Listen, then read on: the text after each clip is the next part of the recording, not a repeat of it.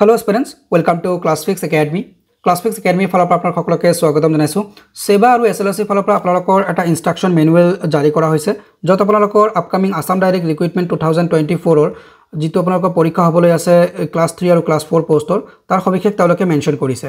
ইয়াতে আপোনালোকৰ মেনশন কৰা আছে আপোনালোকৰ এক্সামিনেশন সেন্টাৰ, এক্সামিনেশন ডেট আৰু এক্সামিনেশন প্ৰসেস সম্পৰ্কে।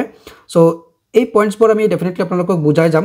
লগতে আজিৰ এই ভিডিওত কিছু ইম্পৰ্টেন্ট আমি পয়েন্টস আপোনালোকক দিম যিবোৰ আনঅফিচিয়াল হয় কিন্তু প্ৰতিজন এসপিৰেন্টে ফলো কৰিব লাগিব যদিহে তেওঁলোকে নিজৰ এক্সামটো স্মুথলি দিব বিচাৰে। সো ডেফিনেটলি আপোনালোকে অফিচিয়াল ইনষ্ট্ৰাকচনটো ফলো কৰিব। লগতে আমি যি আনঅফিচিয়াল ইনষ্ট্ৰাকচন আপোনালোক দিম সেই ইনষ্ট্ৰাকচন আপোনালোকে ফলো কৰিব, আপোনালোকৰ এক্সামটো স্মুথলি পাৰ হৈ যাব। ওকে, সো যিকিনো আপোনালোকে ইয়াতে দেখা পাইছে আপোনালোকৰ এক্সামিনেশন সেন্টাৰ সম্পৰ্কে জনাইছে যত আপোনালোকৰ এক্সামিনেশন সেন্টাৰ 28টা ডিস্ট্ৰিক্টত আছে, 28টা ডিস্ট্ৰিক্টত আছে। যদিও অসমত 35টা ডিস্ট্ৰিক্ট আছে তাৰ মাজত আপোনালোকৰ 28টা ডিস্ট্ৰিক্টতে পৰীক্ষা হ'ব। এতিয়া 28টা ডিস্ট্ৰিক্টৰ বাহিৰত যিসকল এসপিৰেন্টছ আছে অৰ্থাৎ যি 7টা ডিস্ট্ৰিক্টৰ এসপিৰেন্টছ আছে তেওঁলোকৰ বাবে কিন্তু এক্সামিনেশনটো বহুত বেছি চ্যালেঞ্জিং হ'ব কাৰণ টাইম মেনেজমেন্টটো তেওঁলোকৰ বাবে আটাইতকৈ ইম্পৰ্টেন্ট হ'ব। সো টাইম মেনেজমেন্টৰ ওপৰত আমি ডেফিনেটলি আপোনালোকক সবিশেষ জনাই যাম যে আপোনালোকে টাইমটো কেনেকৈ মেনেজ কৰিব পাৰিব। ওকে, তো যিকিনো হোক আপোনালোকৰ আসাম ডাইৰেক্ট ৰিক্ৰুটমেন্টৰ পৰীক্ষা অনুষ্ঠিত হ'ব 7টা ডিস্ট্ৰিক্টত। অলৰাইট, সো নেক্সট আপোনালোকৰ এক্সামিনেশন ডেট সম্পৰ্কে জনাইছে এটো মেনুৱেলত। সো ইয়াতে আপোনালোকৰ এক্সামিনেশন ডেট বুলি ক'লে আপোনালোকৰ গ্ৰেড 3 হায়াৰ সেকেন্ডাৰী লেভেলৰ পৰীক্ষা আপোনালোকৰ 15 ছেপ্টেম্বৰত হ'ব আৰু ৰাতিপুৱা 10:30 পৰা আপোনালোকৰ ডেটালৈকে পৰীক্ষা হ'ব ফাৰ্ষ্ট হাফত। পেপাৰ 3 পৰীক্ষা হ'ব আৰু ইয়াতে মুঠ কেণ্ডিডেট আছে আপোনালোকৰ 11,23,204 জন।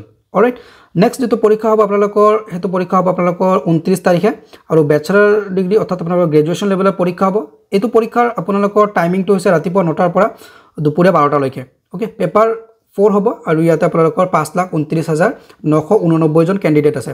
সো এই ৰাতিপুৱা 9টাৰ টাইমিংটো মেনেজ কৰিবলৈ আপোনালোকে বহুত বেছি মানে অলপ গুৰুত্ব দিব লাগিব কাৰণ বহুত বেছি কেণ্ডিডেটে এপ্লাই কৰিছে আৰু এক্সামিনেশন সেন্টাৰত বহুত বেছি ভিৰ হ'ব। যোৱাবাৰ আসাম ডাইৰেক্ট ৰিক্ৰুটমেন্টত আপোনালোকে দেখিছে ৰাস্তা ঘাটত কিমান জ্যাম হৈ থাকে। তো টাইম মেনেজমেন্ট আপোনালোকে কেনেকৈ কৰিব তাৰ বিষয়ে আমি ডিসকাস কৰিম।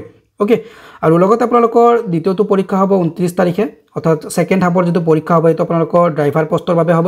এটো আপোনালোকৰ ডেটাৰ পৰা ষ্টাৰ্ট হৈ 4:30 লৈকে পৰীক্ষাটো হ'ব পেপাৰ 5। ইয়াতে আপোনালোকৰ 2,04,091 জন কেণ্ডিডেট আছে। অলৰাইট, সো নেক্সট আপোনালোকৰ গ্ৰেড 4 ৰ পৰীক্ষা যেটো আপোনালোকৰ 27 তাৰিখ অনুষ্ঠিত হ'ব। আপোনালোকৰ যেটো 10th লেভেলৰ পৰীক্ষা হেতু আপোনালোকৰ 9টাৰ পৰা ষ্টাৰ্ট হ'ব 11টা লৈকে 11:30 হ'ব পৰীক্ষাটো ফাৰ্ষ্ট হাফত আৰু যেটো 8th লেভেলৰ পৰীক্ষা হেতু আপোনালোকৰ একেটা ডেট অৰ্থাৎ 27 তাৰিখে হ'ব। ইয়াতে আপোনালোকৰ 1টাৰ পৰা 1:30টাৰ পৰা আপোনালোকৰ 4টা লৈকে পৰীক্ষা হ'ব, 2.5 ঘণ্টা পৰীক্ষা হ'ব।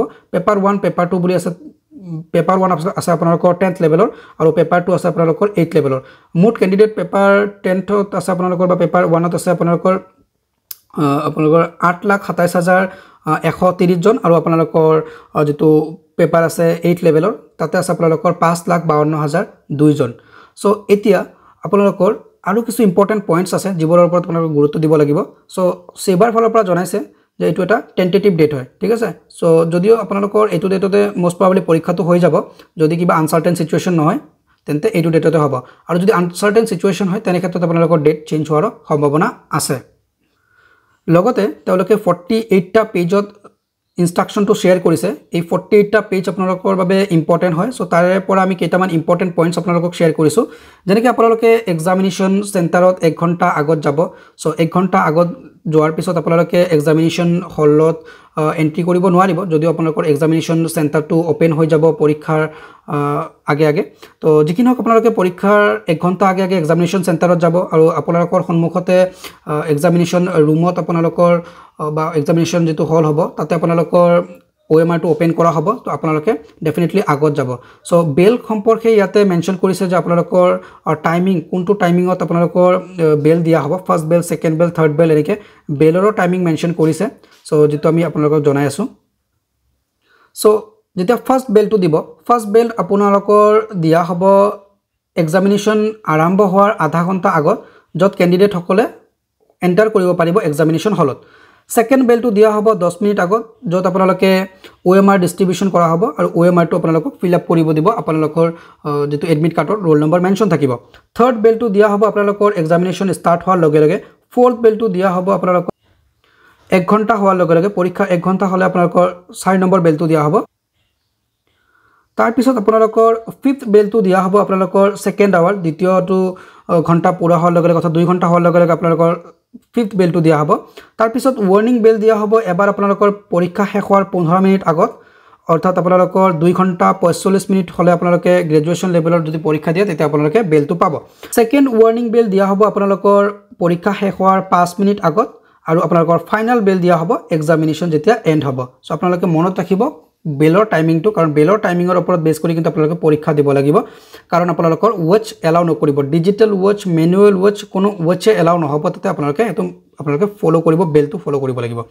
তো যিকি নহওক এইটো বেলৰ ইনষ্ট্ৰাকশ্যন আছিলে, লগতে কিছু আদাৰ ইম্পৰ্টেণ্ট ইনষ্ট্ৰাকশ্যন আছে যেনেকৈ আপোনালোকে ফ'ল' কৰিব লাগিব। চ' আপোনালোকে এক্সামিনেশ্যন চেণ্টাৰত কিন্তু একো বস্তু লৈ যাব নোৱাৰে এক্সেপ্ট আপোনালোকৰ এডমিট কাৰ্ড, পেন আৰু ফটো ID প্ৰুফ, এইবিলাক লৈ যাব পাৰিব। ইয়াৰ বাহিৰে আপুনি একো বস্তু লৈ যাব নোৱাৰে এক্সামিনেশ্যন চেণ্টাৰত, ঠিক আছে। আৰু বাকী আপোনালোকৰ যি পৰীক্ষাত মানে আপোনালোকৰ কম্পিটিটিভ এক্সামত ষ্টেণ্ডাৰ্ড ৰুল ফ'ল' হয় সেয়াই ফ'ল' হ'ব আপোনালোকৰ। চ' সবিশেষ ইয়াতে মেনশ্যন কৰা আছে, মই বাৰু আপোনালোকক এইটো PDF টেলিগ্ৰামত দি দিম, আপোনালোকে চাই ল'ব। ভিডিঅ'টো দীঘলীয়া নোহোৱাকৈ মই আপোনালোকক জাষ্ট এনেকৈ মেনশ্যন কৰি আছোঁ। আৰু ইয়াতে কিছুমান ইম্পৰ্টেণ্ট পইণ্ট থাকি যাব আপোনালোকৰ, যিটো ইয়াতে মেনশ্যন হোৱা নাই, মানে এইটো আনঅফিচিয়েলি আমি মেনশ্যন কৰিম আপোনালোকক বা জনাই দিম, কাৰণ এইটো অফিচিয়েলি আপোনালোকক ইয়াতে মেনশ্যন নকৰে তেওঁলোকে। সেইটো হৈছে আপোনালোকৰ টাইম মেনেজমেণ্ট। চাওক ইয়াতে আপোনালোকৰ 7টা ডিষ্ট্ৰিক্টৰ কেণ্ডিডেট আছে যিসকলে কিন্তু আপোনালোকৰ বেলেগ ডিষ্ট্ৰিক্টত গৈ পৰীক্ষা দিব, আৰু তেওঁলোকে ডেফিনেটলি টাইম মেনেজমেণ্ট কৰিব লাগিব, আৰু শ্বিডিউল টাইম হিচাপে তেওঁলোকে পৰীক্ষাত যাব লাগিব, কাৰণ আপোনালোকৰ পৰীক্ষা শ্বিডিউল টাইমতে অনুষ্ঠিত হ'ব। তো তেনে ক্ষেত্ৰত আপোনালোকে টাইম মেনেজমেণ্টটো কেনেকৈ কৰিব চাওক। আপোনালোকৰ যিটো টেণ্টেটিভ ডেট আছে পৰীক্ষাত, আৰু এডমিট যেতিয়া পাব আপোনালোকে ভেন্যুটো গম পাই যাব। ভেন্যু যেতিয়া আপোনালোকে গম পাব তেতিয়া ডেফিনেটলি আপোনালোকে এটা কাম কৰিব, এটলিষ্ট এটা আপোনালোকে হোটেল এটা বুক কৰি ল'ব অনলাইনত, যদি এভেইলেবল আছে।